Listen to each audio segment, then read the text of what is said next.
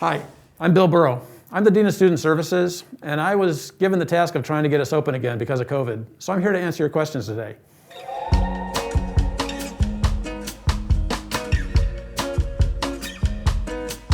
For the most part, we want you to keep a mask on outside because it's just a great way to slow the spread of the virus. But if you're by yourself outside, and by yourself I mean you're at least 6 feet away from everybody else and you stay that way, then you don't have to have a mask on. So with CampusClear, the answer to people following up is both yes and no. So just on what you're putting into CampusClear, we're not following up on that. We are tracking it, we're watching it, but we're not following up. But if you get the face because you've got a bunch of symptoms that says, hey, don't come to campus, there's a link there to fill out a form, and if you fill out that form, we will be following up with you. So for those people that meet the criteria for testing, they can come to the Health and Counseling Center. We have some tests there, so we can test them. Or there's a couple locations in Newburgh where you can go and get tested. So we would discuss the options with the student and see which way they want to go. I don't think it's very likely. The big schools have all decided to go remote for the most part anyways. And the governor has told us that she's not going to shut us down if we start getting cases, but is going to let us manage it. So I don't think it's very likely. We don't anticipate that we would be forced to go online, but if we did wind up in that situation, our plan is not to send everybody home, but students will be able to stay in their residence halls.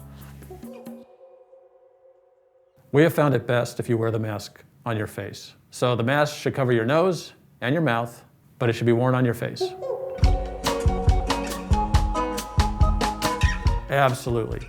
So if you're walking through the hallways in the dormitory, you have to have a mask on. But when you get to the bathroom, you can take it off to brush your teeth. So we've asked people to, particularly the residential population, to stay on campus or to stay pretty close. And that's really just to keep you from going out, catching the virus from somebody else, and then bringing it back to campus, and then it starts to spread.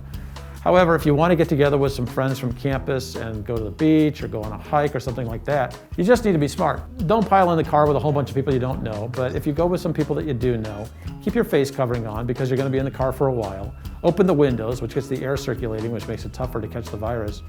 And then when you're out on the trail, keep your face mask on if you're within 6 feet of each other. So residence life staff really kind of have two primary roles. One is to support the students in the residence halls, and then the other one is to make sure that people are kind of following the rules and doing the things they need to do. That hasn't changed in COVID. So they're both there to help and support the students, although there's more things that need to be done because of COVID and the possibility of somebody having to quarantine in their room. And then also to make sure that people are complying with a couple of additional guidelines, which is keep your face covering on and don't have a whole bunch of people in your room. So there's three ways that we're going to know if we have a COVID case on campus. The first is if somebody actually was tested in the Health and Counseling Center and the test results came back positive. The second is if an employee or a student filled out the COVID form that's available online and told us that they had tested positive for a case. The third way is that Yamhill County will contact us and let us know if one of our students or employees tests positive and they find out about it. Because all cases have to be reported to whatever county that case is in. As for letting people know if we've got cases on campus, on the George Fox website, there's a page that has a listing of how many COVID cases that we've had on campus so far. Right now that number is 0. We'd love it to stay there, but it probably won't. So every Thursday, it's going to be updated to give the most current count. We're not permitted to tell you who the students are just for their privacy, but we will have a count that's posted there to let you know how many cases we've had. So we just got done answering a bunch of questions that you might have, but maybe you've got some more questions, and we've got answers for you. So if you go to the COVID page on the George Fox website, we have over 200 FAQs there. But good news is you don't have to read all of them. If you click on the one for students or residence life, there's tabs. It'll take you to the questions that are most likely asked by you in particular.